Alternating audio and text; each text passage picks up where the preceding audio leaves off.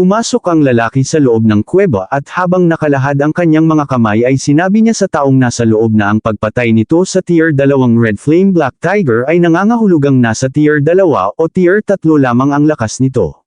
Sinabi niyang huwag na itong lumaban dahil kung hindi, ipapakita niya rito kung ano ang mas masahol pa sa kamatayan. Habang nagkukubli ang bida sa likod ng isang malaking bato, tahimik niyang pinagmasdan ang lalaki. Sa kanyang isip, base sa tono nito ay malinaw na hindi ito mabuting tao, at minamaliit pa nito ang isang Tier 3 martial artist. Dahil dito, naisip niyang baka nasa Tier 4 ang lakas ng kalaban. Kahit na nakaabot na siya sa Tier 2, wala pa rin siyang kumpiyansang manalo laban sa isang Tier 4 na martial artist. Gamit ang kanyang kakayahan, agad siyang naglabas ng isang maladrago na anyong tubig mula sa kanyang sibat. Sa isip niya, anuman ang mangyari, kailangan muna niyang makatakas sa kuweba. Mabilis na sumugod ang malatubig na dragon patungo sa lalaki. Ngunit imbes na mabahala, natuwa pa ito habang iniisip na sa wakas ay lumabas na rin ang kanyang hinahanap. Inihanda niya ang kanyang espada habang naglalagablab ang apoy sa kanyang kamay, at sa isang simpleng galaw ay madali niyang hiniwa ang malatubig na dragon. Habang ginagawa iyon, sinabi niyang ang lakas ng martial art na iyon ay marahil nasa Tier 2 initial stage lamang. Ngunit bigla siyang natigilan nang maramdaman niyang may tumatakbong palabas ng kuweba.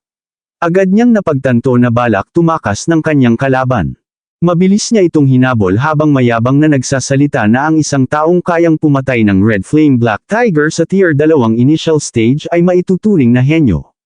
Ngunit ang pinakagusto raw niyang gawin ay ang sakalin ng mga maswerteng henyo habang nasa duyan pa lamang ang mga ito. Paglabas ng lalaki sa kuweba, bigla siyang natigilan at naguluhan nang makita niyang tumigil din ang bida sa pagtakbo.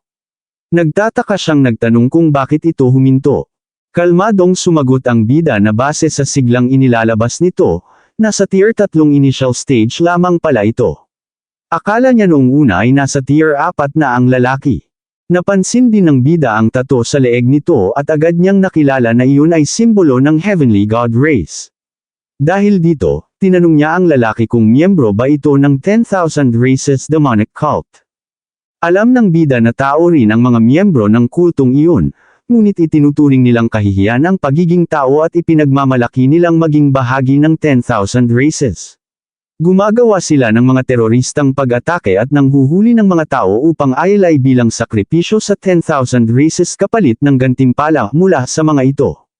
Dahil dito, galit na naglabas ng matinding enerhiya ang bida habang sumisigaw na mga basura ng sangkatauhan ang mga tulad nito at lahat ay may karapatang pumatay sa kanila.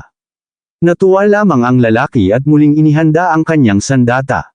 Habang mabagal na sumusulong upang umatake, sumigaw siya at sinabing kung ganoon, tingnan nila kung may kakayahan nga ang bida. Kasunod nito, nagpakawala siya ng isang napakalakas na pagwasiwas ng apoy, ang Heavenly Sun Slash.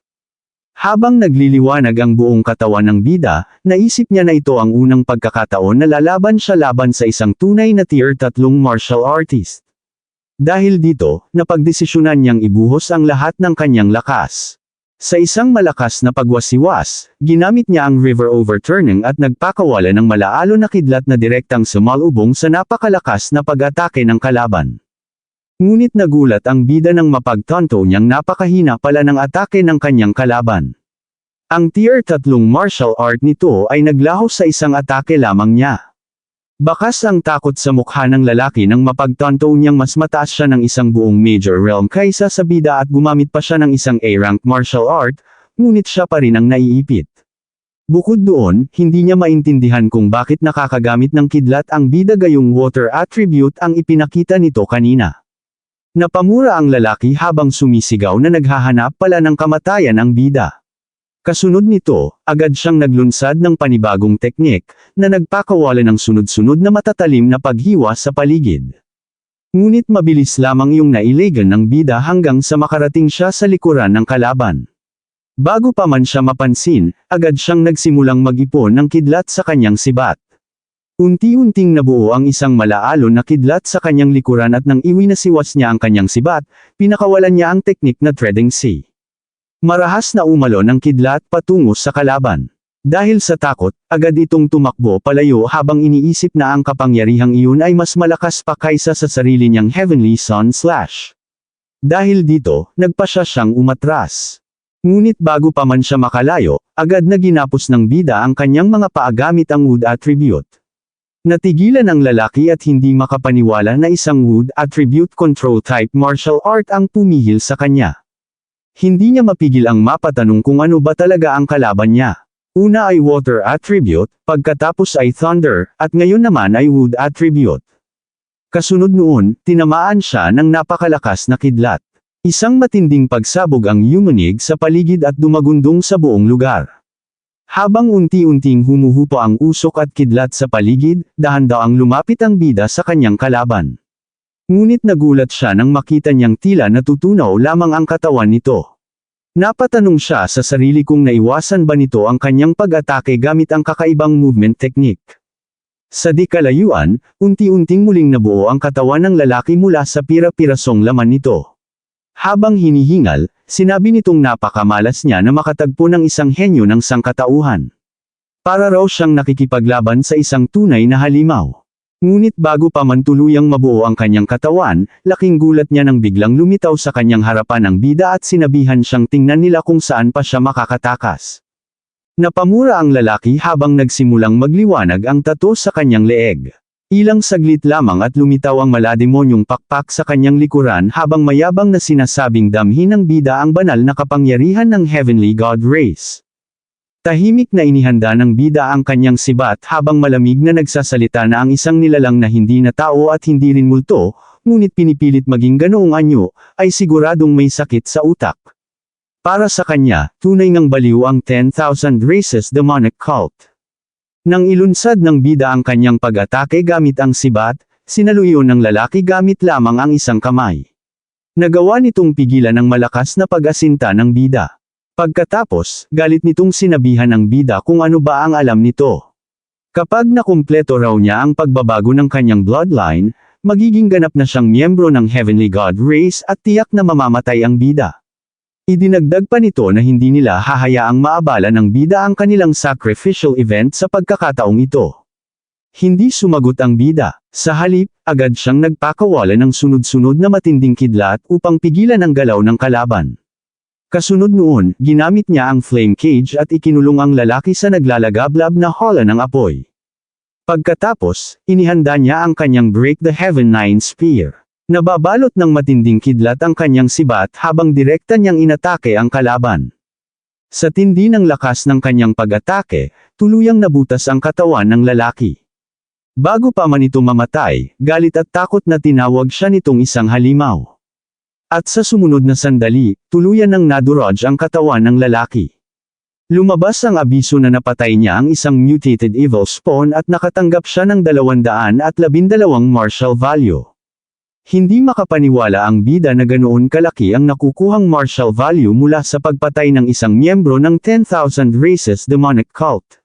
Napaisip siya na napakatagal niyang nakipaglaban sa mga mababangas na halimaw ngunit 500 puntos lamang ang kanyang nakuha, samantalang sa isang miyembro lang ng kulto ay higit 200 agad ang nadagdag. Bigla niyang naalala ang sinabi ng lalaki tungkol sa sakripisyo. Dahil dito, napaisip siya kung may mga bihag ba ang mga ito. Kaya naman agad siyang nagpasya na ipaalam ang nangyari kay Grandmaster Chin. Nalipat ang eksena sa Hang City Training Camp kung saan binasa ni Grandmaster Chin ang mensahe ng bida. Bahagya siyang nagulat habang binabasa ang ulat na nakatagpo ito ng miyembro ng 10,000 Races demonic cult at may ginaganap na sacrificial event ang mga ito. Nais daw ng bida na humingi ng tulong upang magligtas ng mga tao. Ngunit sinabi ni Grandmaster Wang Qingshan na sa pagkakataong ito, ang isinasakripisyo ng 10,000 Races demonic cult ay ang sarili nilang mga miyembro. Kapag namatay ang mga ito, kusa na rin silang mamamatay. Kaya ayon sa kanya, hindi na nila kailangang mag-alala. Hindi makapaniwala si Grandmaster Qin na kaya ng mga iyon na isakripisyo maging ang sarili nilang mga kasamahan. Para sa kanya, tunay ngang karapat-dapat sa pangalan nilang 10,000 Races demonic cult ang kanilang kabaliwan. Nagulat naman si Grandmaster Wang Qingshan nang makita niyang kalmado pa ring umiinom ng tsaa si Grandmaster Qin. Tinanong niya ito kung hindi ba ito pupunta agad sa kanyang estudyante. Kalmadong sumagot si Grandmaster Qin na isang tier 3 initial level lamang naman ang miyembro ng kultong iyon at napatay na iyon ng bida. Hindi makapaniwala si Grandmaster Wang Qingshan sa kanyang narinig. Para sa kanya, imposible na ang isang tier 1 high level ay makapatay ng isang tier 3 initial level na miyembro pa ng 10,000 Races Demonic Cult. Sinabi pa niyang masyadong mahilig magyabang ang estudyante ni Grandmaster Qin. Ngunit kalmado lamang na sumagot si Grandmaster Qin at sinabing nasa kanya na iyon kung maniniwala siya o hindi. Pagkaraan ng 3 araw, makikitang nakasandal ang bida sa bangkay ng isang maladragon na halimaw na kanyang napatay. 3 araw na ang lumipas at marami na siyang napatay na tier 3 ferocious beasts, ngunit wala pa rin siyang nakikitang kahit isang miyembro ng 10,000 Races Demonic Cult. Sa ngayon, mahigit 800 martial value pa lamang ang kanyang naiipon. Napabuntong hininga siya habang iniisip na hindi man lang iyon kasing ganda ng pagpatay sa 4 na miyembro ng kulto. Ngunit bigla siyang natigilan nang may maramdaman siyang presensya sa paligid. Mula sa isang mataas na puno, isang babaeng may tato sa likod ang tumawag sa kanya at pinuri ang kanyang pakiramdam dahil agad siya nitong natuklasan. Sinabi pa nitong kung nagkita raw sila sa ibang pagkakataon, hindi siya magdadalawang isip na mahalin siya ng husto. Kasabay nito, nagsimula siyang mag-ipon ng malakristal na yelo sa kanyang mga daliri. Sinabi ng babae na dahil nakialam ang bida sa lugar na iyon, kailangan na nitong mamatay. Sa isang iglap, mabilis niyang inihagis ang matutulis na nagyayelong kuko patungo sa bida. Ngunit hindi man lang natinag ang bida. Sa halip ay ngumiti pa siya habang iniisip na ang 10,000 Races Demonic Cult mismo ang kusang lumalapit upang maging martial value niya. Dito na po nagtatapos ang ating kabanata, abangan ang mga susunod pa nating upload. Huwag din kakalimutang mag-like, share, subscribe at i-click ang notification bell, para lagi kayong updated sa mga susunod pa nating mga video.